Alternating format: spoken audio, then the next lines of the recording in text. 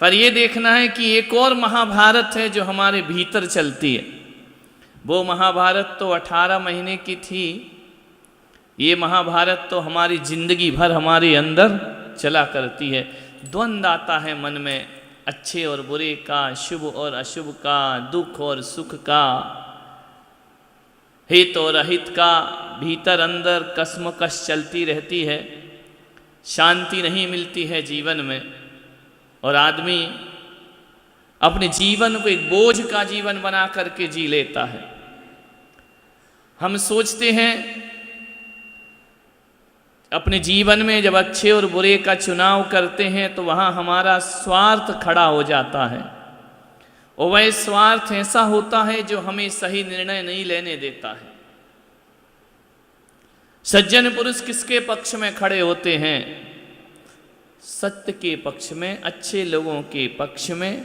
बुराइयों के पक्ष में सज्जन लोग खड़े नहीं होते हैं कभी, ध्यान रखना।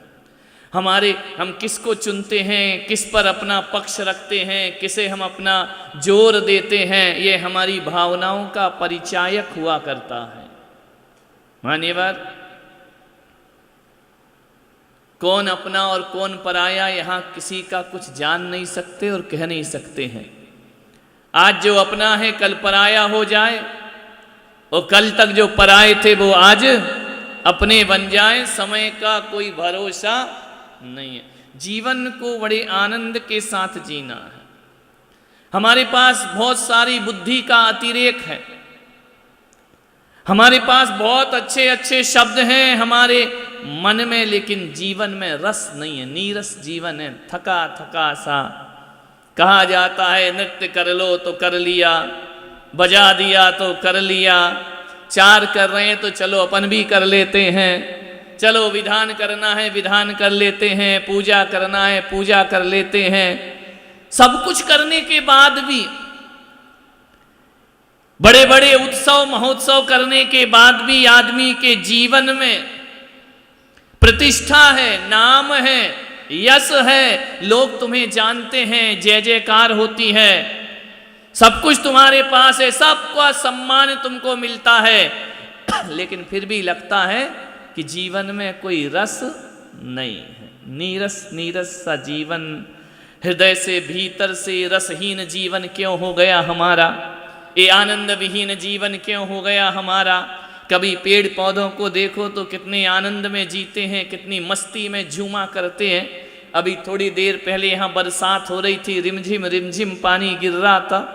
मैं वहाँ पर बिल्डिंग में था, झरोके से मैंने देखा कि पानी कितनी बूंदें कितने आनंद के साथ आकाश से टप टप करके रिमझिम फुहार बन के बरस रही हैं। कितना आनंद है उनमें। और वह बरसता हुआ पानी जब पेड़ पौधों पर गिरता है ना, तो पेड़ पौधे भी आनंद से मुस्कुरा रहे हैं, खिलखिला रहे हैं। ऊपर जाकर के नज़ारा देखना, कभी ऐसी हरियाली दिखाई देती है, ऐसा आनंद बरसता है प्रकृति का यह नज़ारा देखो। छोटे छोटे कीट पतंगे भी बड़ी मौज मस्ती से झूम रहे हैं, आकाश की तरफ उड़ रहे हैं।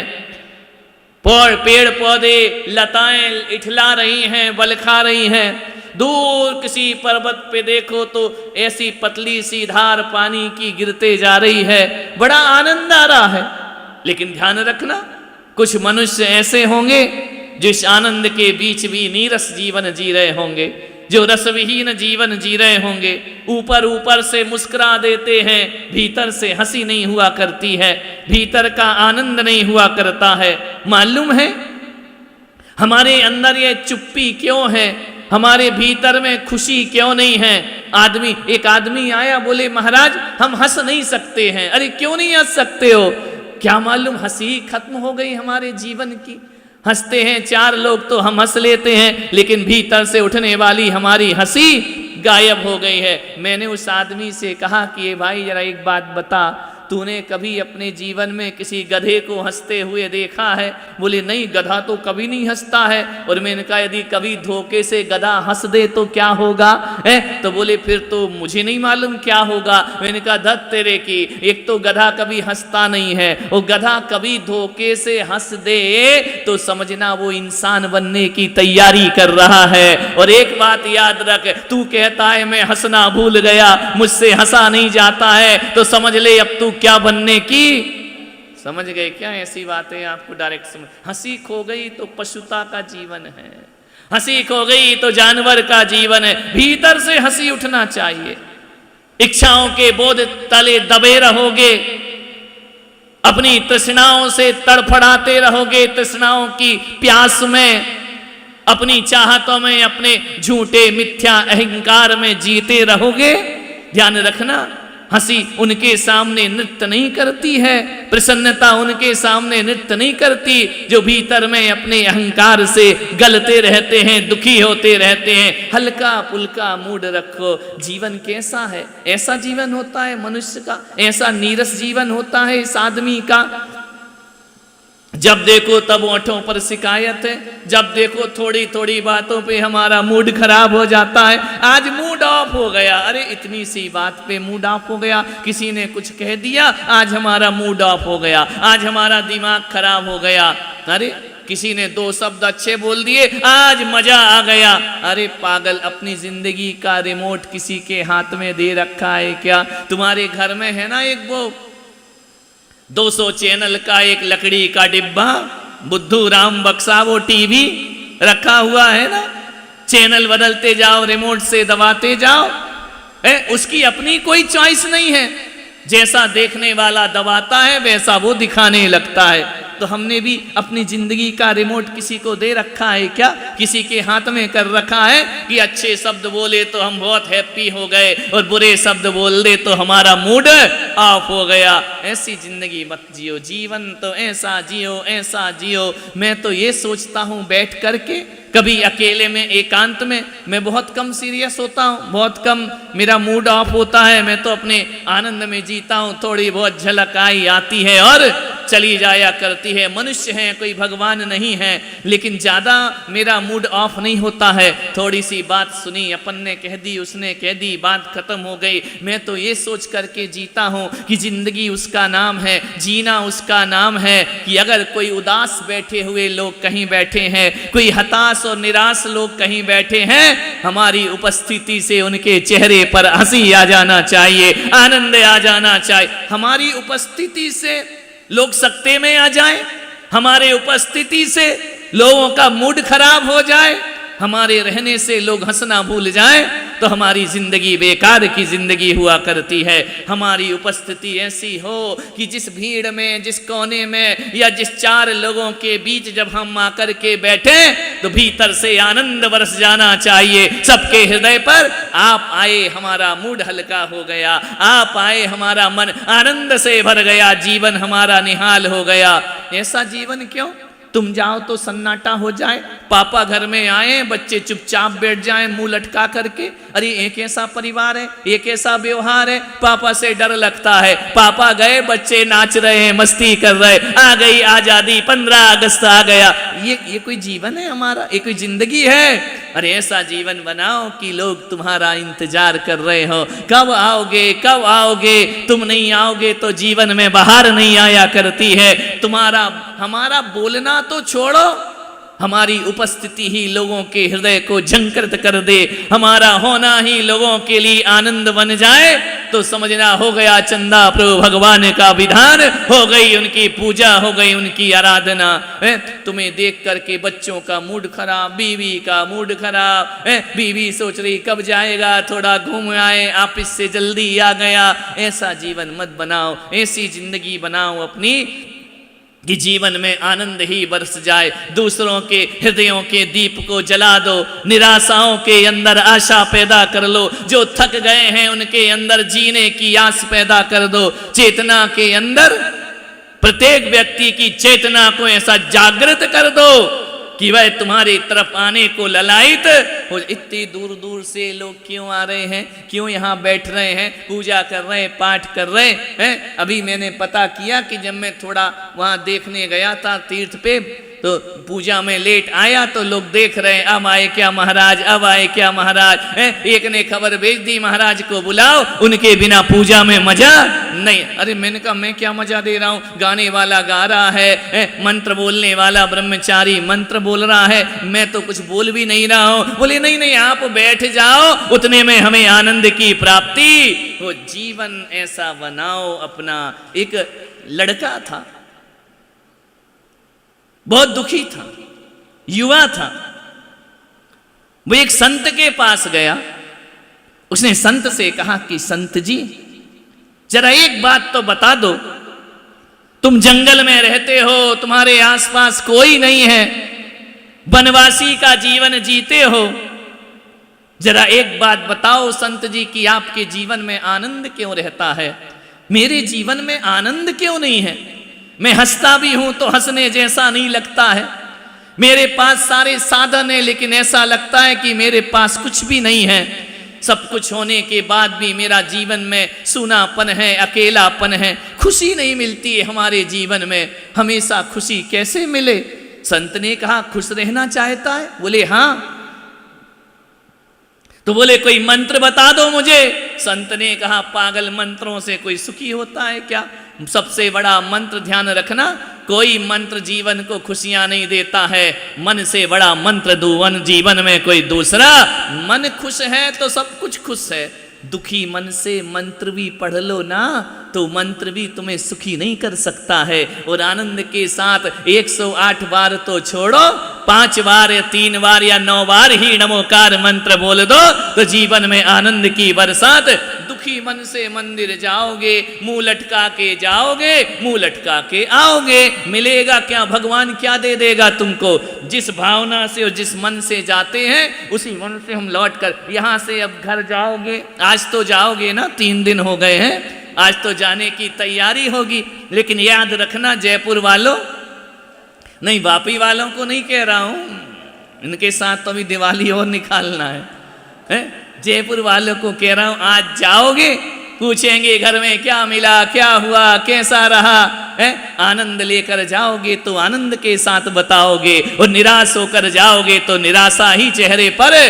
ऐसा आनंद, ऐसा माहौल बना दो जो मिले उससे कहना बड़ा आनंद वर्षा। 3 दिन भगवान की पूजा में, 3 दिन आहार में, 3 दिन संत सेवा में, इतना आनंद वर्षा कि जिसे बताओ वो भी कहे यार मैं नहीं जा पाया, मुझे बड़ा पश्चाताप हुआ, अगली बार जाओ तो हमें भी लेकर के चलना। ऐसे नहीं हाँ गए तो थे, अब ले लिया था कलश, क्या करें, अब पूजा तो करना पड़ेगी, बैठना तो पड़ेगा, इतना पानी गिरा, क्या करें, आ नहीं सके, जा नहीं सके, बड़ी आफत हो गई। ऐसे जाके कहोगे हो गया बेड़ा पार, हो गया चंदा प्रभु भगवान का विधान। आनंद लेकर जाओ। ये छटाएं कहाँ मिलती हैं? लाखों रुपए देते हैं लोग हिल स्टेशन पर जाने का, वहां जाकर के देखते हैं थोड़ा सुकून मिल जाए। हमारे जिन शरणम में तो हमेशा ही सुकून वर्षा करता है, हमेशा 2 मिनट में पानी हट जाता है, 2 मिनट में पानी। इतनी प्यारी बरसात है, उसको बोल दो रुक जा तो रुक जाती है, और उसको बोल दो आ जा तो आ जाती है। इतनी आज्ञाकारी बरसात पूरे हिंदुस्तान में कहाँ होती होगी जो हमारे जिन शरणम तीर्थ में हुआ करती है। झिम झिम रिम झिम रिम झिम रिम झिम वातावरण है। होश आदमी यहाँ आकर के थके हुए व्यक्तियों की थकान दूर हो जाया करती है। उस बच्चे ने कहा, उस युवा ने कहा कि संत जी आप प्रसन्न क्यों रहते हैं, हमें भी कुछ मंत्र बता दो सुखी होने का। संत ने कहा एक काम कर, मेरे साथ उस छोटी सी पहाड़ी पर चल। उसने कहा चलो चलते हैं। बोले वहां मैं तुझे एक मंत्र दे दूंगा, तू हमेशा को सुखी हो जाएगा। उसने कहा चलो संत जी आप कह रहे हैं तो हम चलते हैं। संत के पीछे पीछे चला। संत ने कहा ये पत्थर पड़ा है ना, इसको उठा ले अपने हाथ में। उसने पत्थर उठाया, लेकर के चला, 10 कदम चला, 20 कदम चला। अब पत्थर तो भारी है और पहाड़ चढ़ना है। परेशान हो गया वो आदमी, अब बोल नहीं सकता संत से कि दर्द हो रहा है। संत बोले चलते चल चलते चल, आनंद बरसेगा। उसने कहा ये खाक आनंद बरसेगा? हाथ में पत्थर रख दिया, पहाड़ी चढ़ा रहे, बोले आनंद बरसेगा। जब वो थक गया, पहले तो संकोच में कुछ ना बोला, उसने कहा कि ठीक है चलो चलते हैं, शायद कोई सूत्र मिल जाए। चले गया, आधा पहाड़ चढ़ा, अब तो उसकी हिम्मत टूट गई। उसने कहा संत जी अब बहुत हो गया, अब ये पत्थर मुझसे उठाया नहीं जाता, मेरा तो हाथ शून्य होने लगा, मेरे तो हाथ में पीड़ा होने लगी। संत ने कहा दर्द हो रहा है? बोले हाँ। बोले कब से हो रहा है? बोले ये तो बहुत देर से हो रहा है। तो संत ने कहा पागल, छोड़ दे पत्थर को, ऐसा कोई जरूरी थोड़ी है पत्थर लेकर के चलना। बोले संत जी आपने कब कहा कि दर्द दे तो छोड़ देना? बोले अब कह रहा हूं ना छोड़ दे। उसने लिया और पत्थर फेंक दिया। पत्थर फेंकने के बाद उसने हाथ को ऐसा थोड़ा सहलाया, मला। संत ने कहा बोल अब कैसा लग रहा है? बोले अब बड़ा सुकून मिल रहा है, बड़ा अच्छा लग रहा है, बहुत अच्छा लग रहा, हल्का हल्का हाथ लग रहा है। संत ने कहा पागल, पत्थर थोड़ी देर और लेके चलता तो क्या होता? बोले मैं तो चढ़ ही नहीं पाता, वहीं गिर जाता बेहोश होकर के। तो संत ने कहा मिल गया सूत्र जीवन में सुखी होने का।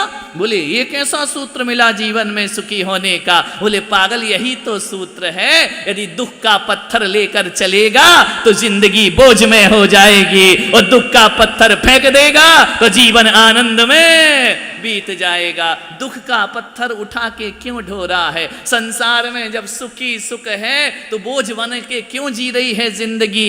देख कितना सुख मिला ना पत्थर फेंक कर। बोले हाँ। तो बोले एक बात बता, आधे घंटे पत्थर रखता तो पीड़ा कुछ और थी, 1 घंटे रखता तो पीड़ा कुछ और थी, पूरे पहाड़ में रखता तो पीड़ा और ज्यादा हो जाती। पागल, दुख की बातों को जितने देर रखेगा सीने में उतना दर्द पैदा होगा जीने में। वो एक दे उठाड़ करके पत्थर जीवन में किस बात का दुख है? सब तो है ना तुम्हारे पास, क्या नहीं है? मकान है ना जयपुर में? नहीं है ना? अपने है ना कि मंदिर के हड़प लिए हैं? अपने ही है ना? है क्या जयपुर में ऐसा कोई एक परिवार नहीं होगा जिनके पास मकान नहीं है? होगा ना, कोई किराए पर रहते होंगे। और थोड़ा बाहर निकलो, जौहरी बाजार की तरफ आ जाओ तो देखना फुटपाथ पर भी लोग अपनी रात गुजार रहे हैं। किस बात का दुख है तुमको? तुम्हारे बच्चे हैं ना, ऐसे भी लोग हैं जिनकी औलाद नहीं है। तुम्हारे तो सुंदर सुंदर से बड़े अच्छे अच्छे बच्चे हैं, उनके बच्चे हो गए, उनका परिवार बस गया। किस बात का दुख है तुमको? बताइए किस बात की तकलीफ है? मकान है, परिवार है, बच्चे हैं, बहुएं हैं, और ये भी छोड़ दो, ये हो या ना हो कोई फर्क नहीं पड़ता। भगवान ने तुम्हें पूरे 2 हाथ पैर दिए हैं ना। दुनिया में ऐसे भी लोग हैं जिनके पास पैर नहीं होते।